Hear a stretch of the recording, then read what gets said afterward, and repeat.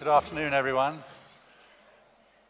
Why brands are really good for business. That's what I'm going to talk about primarily. I feel I'm quite qualified. I've been in marketing and the branding area for a while now. In fact, since shortly after Madagascar broke away from Gondwanaland was when I actually joined the marketing profession. So over those years, I've accumulated quite a lot of experience, and I want to share some of that with you now. The challenge, of course, is the amount of stuff that I could possibly share with you in 5 minutes. To compress it all into that space of time is a tall order indeed, but I suppose if anyone's qualified to tackle a tall order, it might just be me. Now, please look at that quotation there at the top of the slide. When marketing conditions are tough, remember the Swedish saying, "There's no such thing as bad weather, only bad clothing." Now, that is very important because that suggests that there are two kinds of people when faced with difficult environments, economic times. There are those who shrug their shoulders and say, "What can we do?" And there are those who say, "I'm going to get on with it." And it's that latter group that I want to appeal to, and I want to encourage to perhaps come and find an opportunity to listen to 60 minutes of me talking about what you have to do to build strong brands. And listening to Peter van Getz this morning, he said something equally interesting. He said, "Take advantage of the storms." That rang such a bell with me. It was so similar to that quotation there. That's what we have to do with brands. We have to take advantage of them, and we have to make sure that we seize the moment and build those brands, because I want you to believe that strong brands really are critical for business.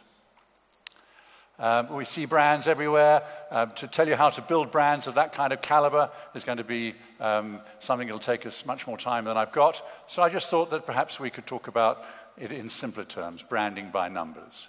Now, that's the good news. It sounds easy. The bad news is, I'm afraid, that branding by numbers is not the same as painting by numbers.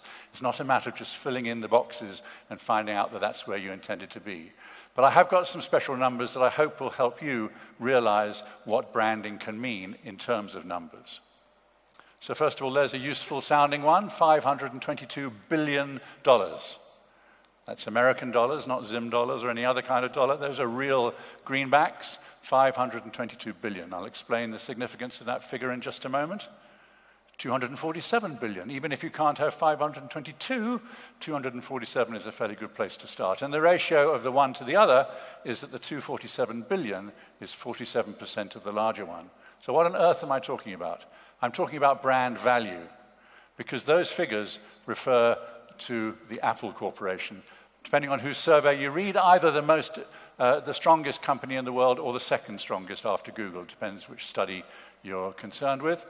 But 47% of Apple's market capitalization value, which is the top figure, is contributed by the brand, the intangibles, the reputation, the goodwill, not the real estate or the equipment or the servers or the whatever it may be, all the stuff you can measure. That figure of $247 billion is the amount that the Apple brand adds to the value of the company.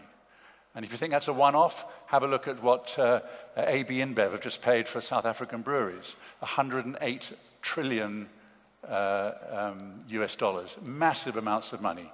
And that kind of figure is contributed to by the brands that the likes of SAB Miller own. So when I talk about in my keynote presentations the why, the how, and most importantly the who, the why is because it's good for business.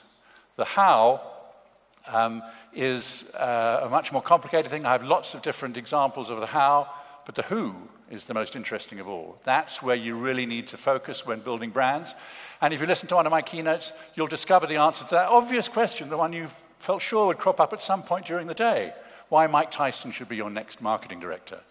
You'll also learn about the humble contribution of a vegetable packer in Flowing Springs, Idaho in the Midwest, and why he is in brand management as well. All of these things will become clear when you learn about the why, the how, and the who, particularly of building strong brands, brands that one day might just challenge Apple, might just challenge AB InBev and SAB Miller.